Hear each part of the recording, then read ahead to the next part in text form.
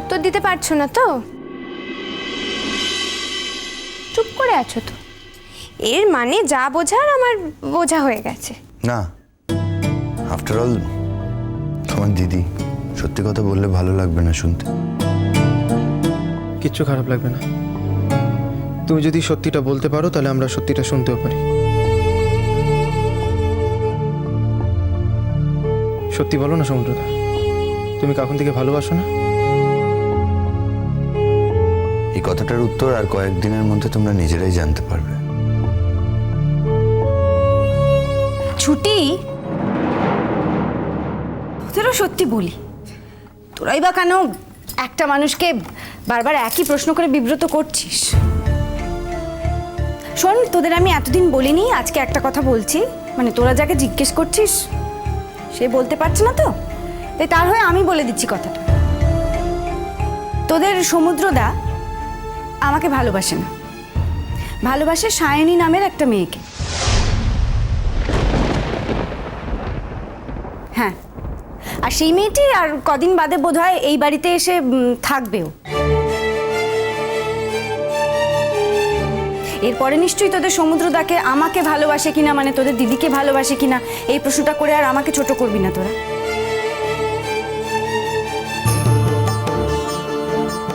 খাবারটা খেয়ে নে তোরা। আমরা বিশ্বাস করি না। সে তোমরা বিশ্বাস করবে কি করবে না তোমাদের ব্যাপার। আমি যে সত্যি কথাটা জানি আমি সেটাই বললাম। আচ্ছা ঠিক আছে, এসব মীমাংসা পরে হবে, কিন্তু 3টে খাবার কেন?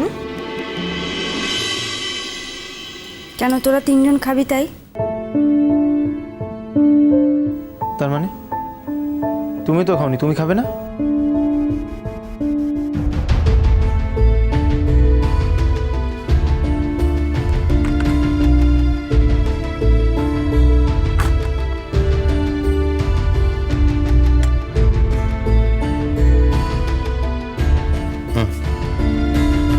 কাকুন্দি না খেলে আমরা কিন্তু কেউ খাবো না। তোমার কাকন্দির ঘাড়ে কটা মাথা যে আমি অর্ডার করলে খাবে না? সমুদ্রদা, কিন্তু কাকুন্দির খাবার তো এখানে নেই। আমি কি তাহলে নিচ থেকে একটা ডিশ নিয়ে আসবো? না, বললাম তো আমি খাবো না। নিচ থেকে আর কোনো ডিশ আনতে হবে না ছুটি, আমরা একটা ডিশ থেকে খেয়ে নেবো। যাও তোমরা শুরু করো। তা বললে হবে নাকি? নাও। সমুদ্রদা তুমি যাও, আরে যাও।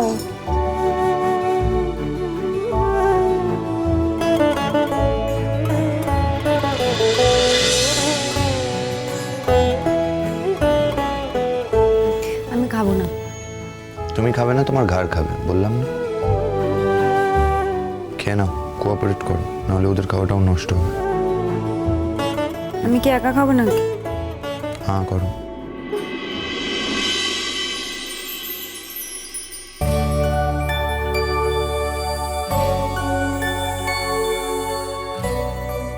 আমিও খাবো, কিন্তু এই থালাটাকে খালি হোক, আমার একটা গোটা প্লেট লাগবে, কাল থেকে খাইনি তো, পেট জ্বলছে খিদে। কে বলেছিল আপনাকে ঢং করে না খেয়ে থাকতে? কেন না খেয়েছিলাম সেটা খুব ভালো করে জানো, আর কথা বাড়িও না। আমার শর্ত মোতাবেক যদি আমায় খাবার দেওয়া হতো তাহলে আমি নিশ্চয়ই খেতাম। বাড়ির চাকরানিরা কখনো ওই বাড়ির মালিককে ওরমভাবে খাইয়ে দেবার স্পর্ধা করতে পারে না। ঠিক আছে, উল্টোটা তো হতেই পারে, মানে আমি তোমাকে খাইয়ে দিচ্ছি। হ্যাঁ করো।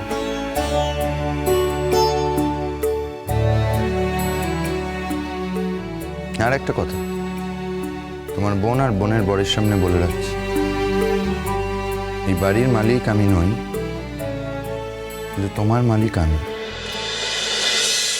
সুতরাং এরপর থেকে যা যা বলবো, যেভাবে বলবো সেভাবেই করার চেষ্টা করবে, না হলে কপালে দুঃখ আছে। হ্যাঁ করতে বলেছি।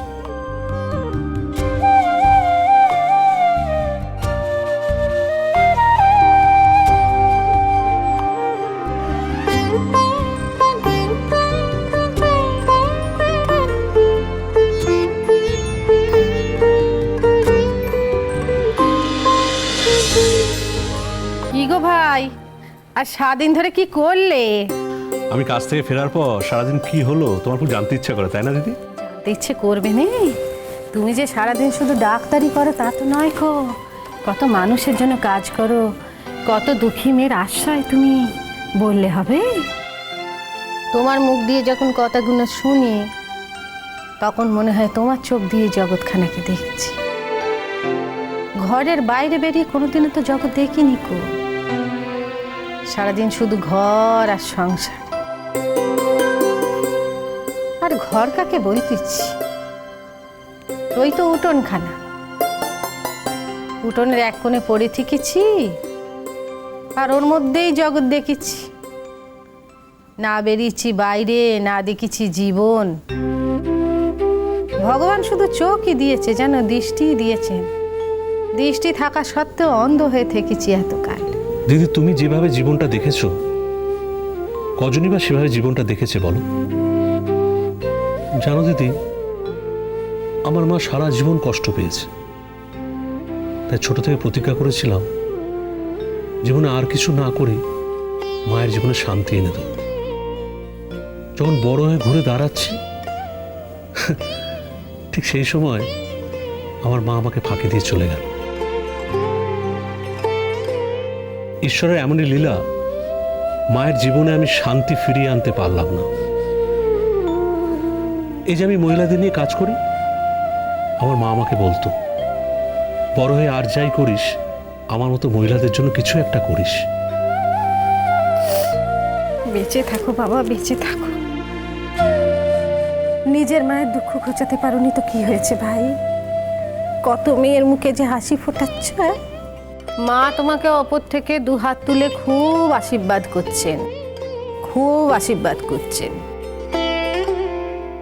আশীর্বাদ করো দিদি, চিরকাল যেন এইটুকু অন্তত করে যেতে পারি। আশীর্বাদের হাত সবসময় তোমার জন্য তোলাই আছে বাবা। যাকে বলো, আজকে সারাদিন ধরে কি কাজ করলে? প্রথমে তো হাসপাতালে গেলে, তারপরে নিশ্চয়ই মেয়েদের আশ্রমে গিয়েছিলে। হ্যাঁ, এই দেখো তোমার জন্য গরম গরম আলুর চপ ভেজেছি, খেয়ে নাও দেখিনি। ওরে বাবা, আলুর চপ! তুমি জানলে কি করে এই আলুর চপ আমার খাবারের মধ্যে একটা ফেভারিট খাবার? ওই দেখো, দিদি হয়ে যদি না এইটুকু বুঝতে পারলুম তাহলে আমি আর করলুম কি বলো দেখিনি? আচ্ছা, এই গরম গরম চপকে আমি একাই খাবো নাকি? আমি আজকে কি করে খাবো বলো দেখিনি ভাই? আজ তো আমার জয় মঙ্গলবারের ব্রত, আজ তো আমি কিছু খেতে পারবো না। জয় মঙ্গলবার? সেটা কি দিদি? আমূল যা সংসারের জন্য, সংসারের কল্যাণের জন্য, সংসারের লোকজনের জন্য ব্রত রাখতে হবে না, উপোস করতে হবে না। এই না তুমি সব ছেড়ে দিয়ে চলে এসেছো। যারা তোমার মঙ্গল চায় না, তুমি তাদের জন্য মঙ্গল চাইছো।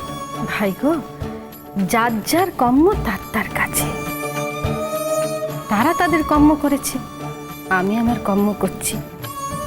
এ নিয়ে কি আর লড়াই চলে গো ভাই?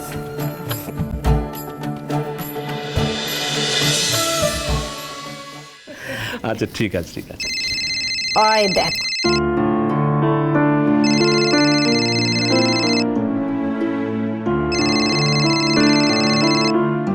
হ্যালো।